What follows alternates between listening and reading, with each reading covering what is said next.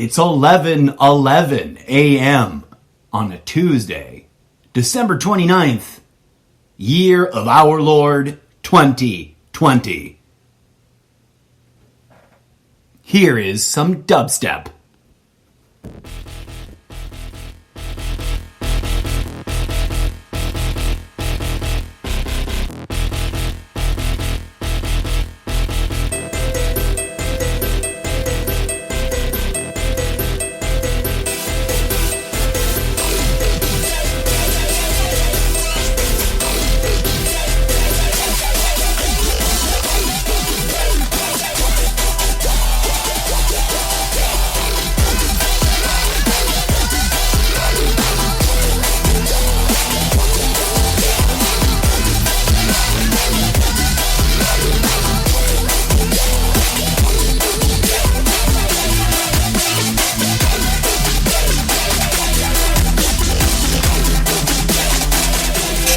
On today's Nugget of Zen, we are without healing.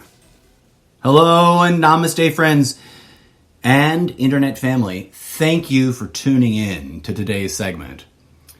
The Nugget of Zen segment is meant to be simple, concise, and direct. And to that end, let me get right to it. We are without healing. Without healing, pain becomes trauma. Without healing, trauma becomes outrage.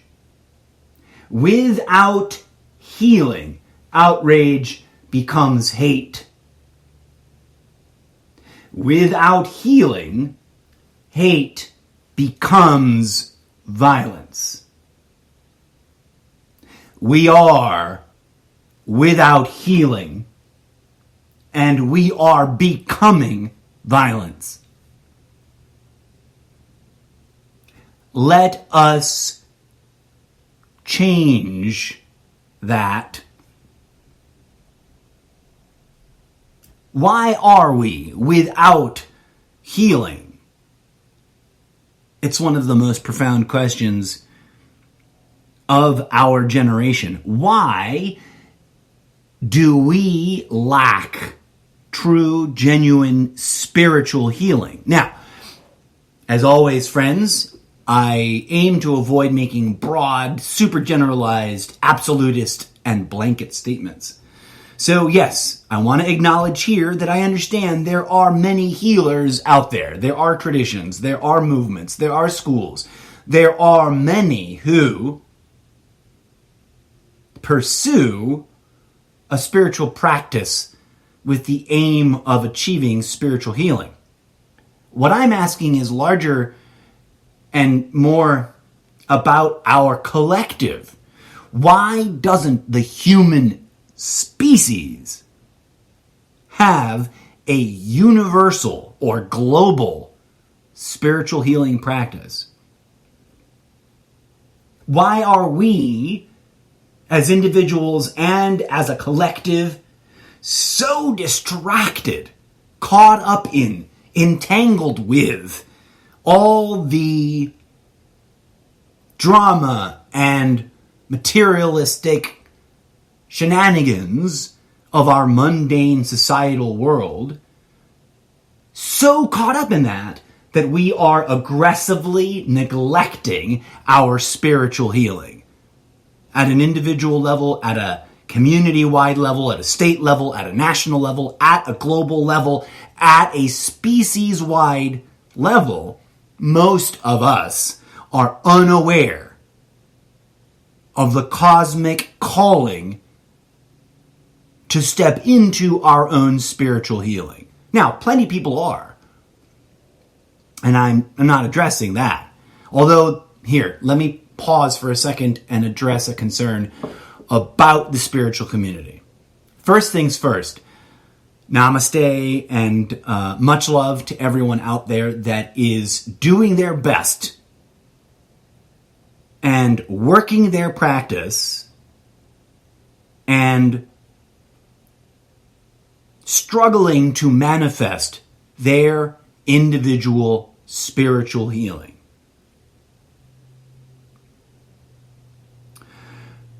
On top of that, while we must, preserve space for that and be grateful that there's a lot of that going on, we must also remain vigilant, friends. And this goes out to anyone listening who is already a spiritual person, right? Already uses that kind of label, already talks about those kinds of things. This may be news to you. This may be old hat. But I think it is worth repeating regularly and spreading to as many people as possible. If you are a spiritual person and you understand that ego is not just an internal virtual phenomena of any given individual who is corrupt, but is also a cosmic function and structural element of the universe and part and parcel of our human experience, then you will readily understand that ego is dutifully playing its part. And also, because it is not just an individual phenomena of the mind, but a cosmic phenomena of the very fractal unfolding that created us, ego knows the collective spiritual path and our individual spiritual paths better than we do, and has already laid ego traps for us at every step of the way. This is important to understand and be vigilant of. Otherwise, you wind up being one of those, quote, spiritual people that is really busy patting themselves on the back for being woke and achieving their, quote, enlightenment, while simultaneously judging others as inferior, labeling them as sheeple, and spewing content that borders on hate speech.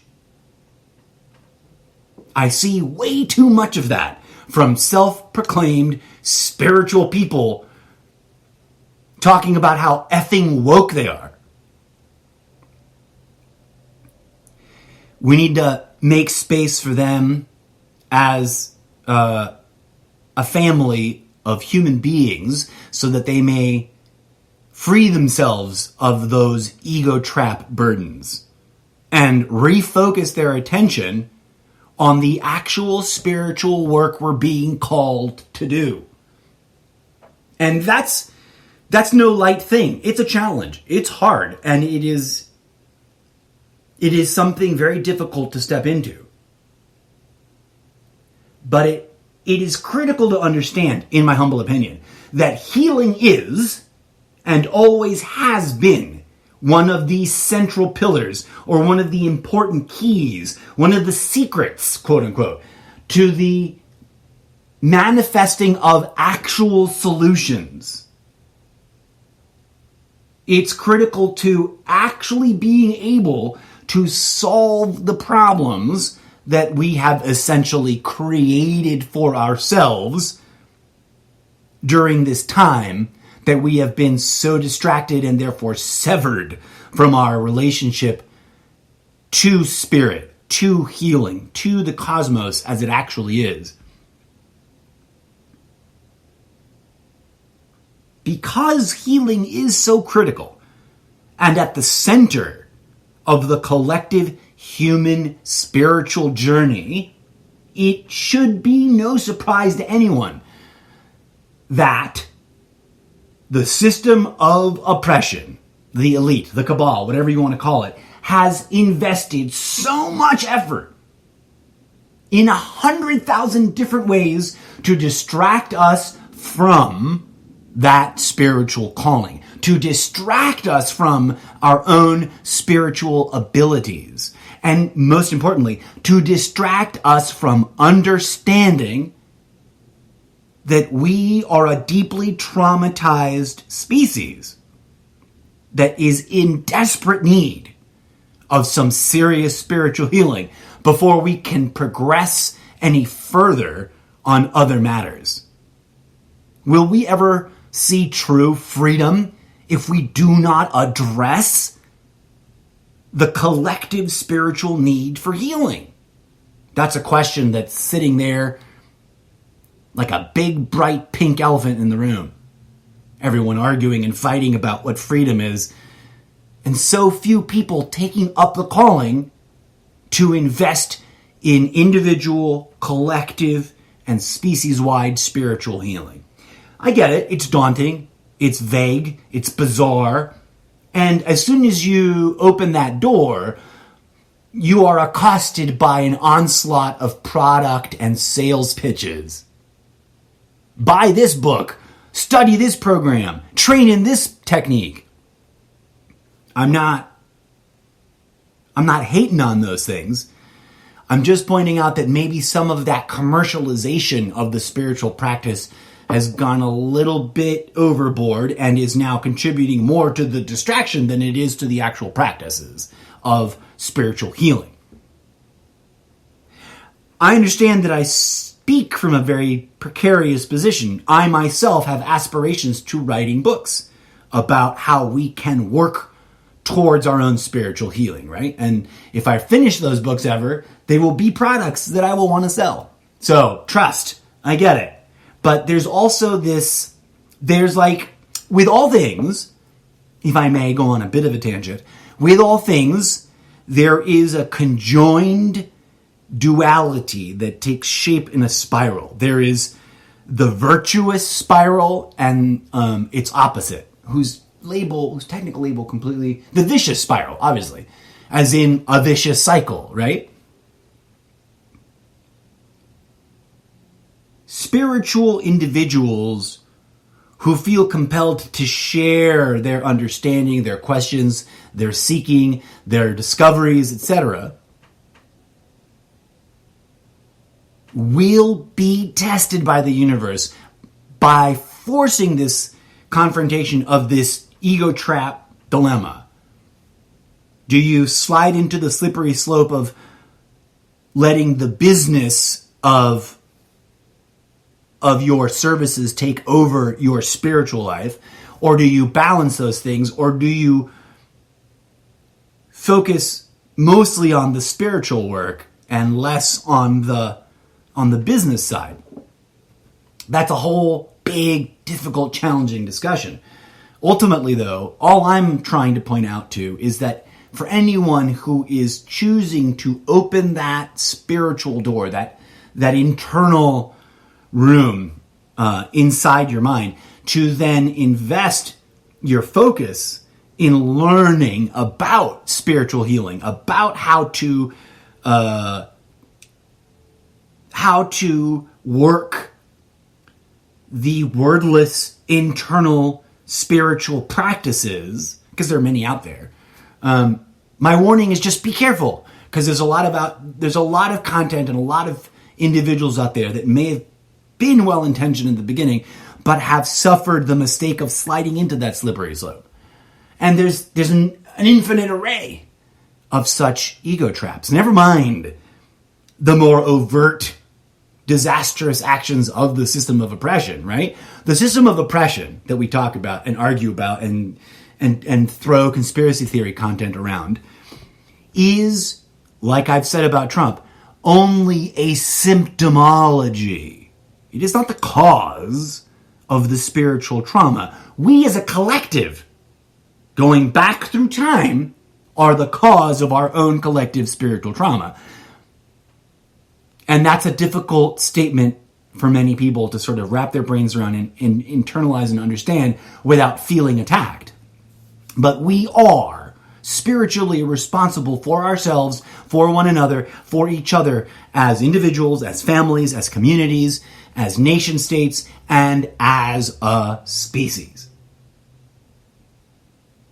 The system of oppression, which is a symptomology of our own deeply neglected spiritual trauma from ye olde ancient days, it understands. The people involved have enough insight, right, into the cosmology and the spiritual dimensions, that the system itself, because it is not originated by the individuals involved, but rather the esoteric source, ego, The system knows that species-wide, third eye opening, transformational, and transcendent spiritual healing is one thing that would bring an end to the material system of oppression. The system knows that if we unified in collaborative, transcendental, cumulative, species-wide spiritual healing and actually fostered the reopening of our third eyes, that we would free ourselves through healing, not violence, through enlightenment, which is an infinite fractal unfolding, not a one horizon win event. You don't just become enlightened suddenly one day. Although that's a whole nother episode, because there's a lot of debate and discussion and a lot of conflicting teachings about whether enlightenment is a gradual process or an instantaneous process. It's both, just like evolution, but that's a whole nother discussion. The system knows. The system wants to prevent us from achieving species-wide, third eye opening, transformational, and transcendent spiritual healing. Therefore, the system, the NWO, the cabal, whatever your favorite label for it is, the system peddles mountains of manipulative psyop content riddled with neuro-linguistic programming that is designed explicitly for the purposes of keeping you and everyone else distracted from the cosmic, universal, spiritual calling to heal ourselves and each other. It's not new to this game. The New World Order is actually really rather ancient. Ego didn't just crop up in the last 10 years. Ego is fundamental to the very unfolding of the fabric of reality in order for human beings to exist. We're not supposed to destroy ego. That's like taking a gun and blowing your brains out and thinking that will heal you of something, right? Like, it only works in Fight Club at the end of the movie. That's the only time that works. We are supposed to heal our ego.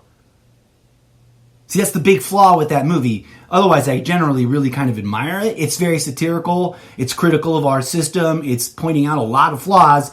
It's not exactly providing a solution to anything, but it's definitely shaking people up to question what they're surrounded by. It's supposed to be a kickoff point, not the end goal, right? And at the end, it's deeply flawed. He theoretically heals his mental schism by taking a gun, putting it in his mouth, and trying to blow his own brains out. Perhaps, allegorically speaking, that kind of makes sense as a metaphor. But literally speaking, when it comes to our actual ego, the actual schisms in ourselves and our society and our species, that will not work. That will render us all dead. Maybe, just maybe, that might be why the system peddles so much content that normalizes and encourages the idea that violence in any way, shape, or form solves anything, which it categorically does not. It just renders death. Death, murdering someone, doesn't solve the problem. It just eliminates the person you associate with the problem. Dragging out the elite and cutting off their heads with guillotines will not solve the problem. In fact, I'm fairly convinced that at this point in time, it's the system itself that's peddling that content, encouraging that form of thinking, because they've staffed all the seats of power with people that are disposable. So if you have a revolution and you chop all their heads off and you think you've won and you think you've solved the problem, the real puppet masters are giggling and laughing and ridiculing us all the way to the bank because they profiteer on violence. And they want you to believe that violence is a solution, because with those two things combined, we perpetuate endless violence that continually and very permanently distracts us from the work we must do, the spiritual healing we must create together. So the next time you're trolling social media and you're seeing content around a wedge issue, take note. Set down which side you think is right. Forget about that part. Zoom out and look at the common talking points being peddled by both sides. And tell me there isn't a clear and obvious trend of psychological manipulation. Not to win the wedge issue, not to prove that one side is more correct than the other, but to keep making the wedge bigger. Creating more surface area for more people to step up to the wedge issue and participate in the meaningless argument created around whatever wedge issue you're talking about. Because that, like endless warfare and perpetual street violence, that keeps us distracted from our spiritual calling. It keeps us in pain. It perpetuates the trauma. It re-inspires the outrage. It breeds more and more hate, and it perpetuates escalating levels of violence. Either we step away from the cycle and focus on the new paradigm of self-healing, or we just perpetuate this treadmill, this repetitious, self-destructive pattern.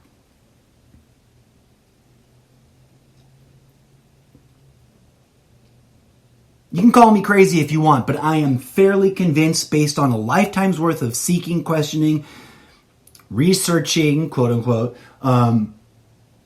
investigating. I prefer the word investigating, right? I'm not a professional researcher, and neither are most people who are parroting talking points they've picked up. I am an amateur investigator. Let's call it that. But after 30 plus years of this, of trying to observe all sides without picking a side, trying to zoom out to see the larger patterns surrounding the conflicts, trying to comprehend the problems without clinging to ideological constructs that dictate what solutions are possible, I've come to this conclusion that, and I could be wrong, but I believe, I hate that word, I am convinced, and I feel very strongly in an intellectual, emotional, and spiritual way, that we are being called to rediscover and reestablish, re-normalize, and once again master, for we had this knowledge and this wisdom some time ago, the skills of healing, so that we may heal ourselves as individuals and help heal each other as members of a shared community. And of course, heal the entire species as a collective. Why is that so important? Think about this. Let this really sink in. Let this sink in and plant seeds and germinate deep down inside you. If we heal ourselves, each other, and the species, we will heal the tyrants, the evildoers, the bad guys, and those that we see as participating in the perpetuation of the system of oppression.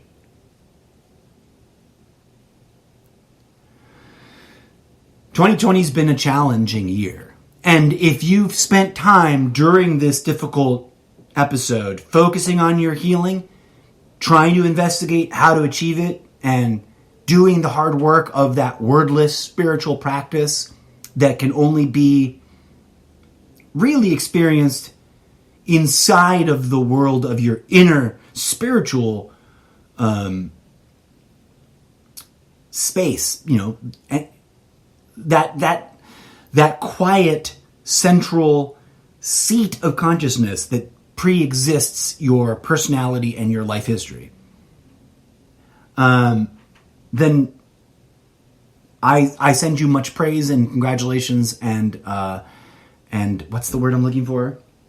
Just kudos and congratulations, like huzzah for that. If you spent 2020 freaking out or preoccupied with other things, this is a moment to pause, reflect, review, and make adjustments. Every day, as the cliche reminds us, is an opportunity to completely reinvent ourselves. Let's reinvent ourselves as healers. Om Shanti Metta Shanti Om Namaste. As always, as always, friends, thank you for tuning in. May you find the time to sit in silence and meditate and invest in that personal spiritual healing. As always, friends, may peace, love, and grooviness blossom in your heart.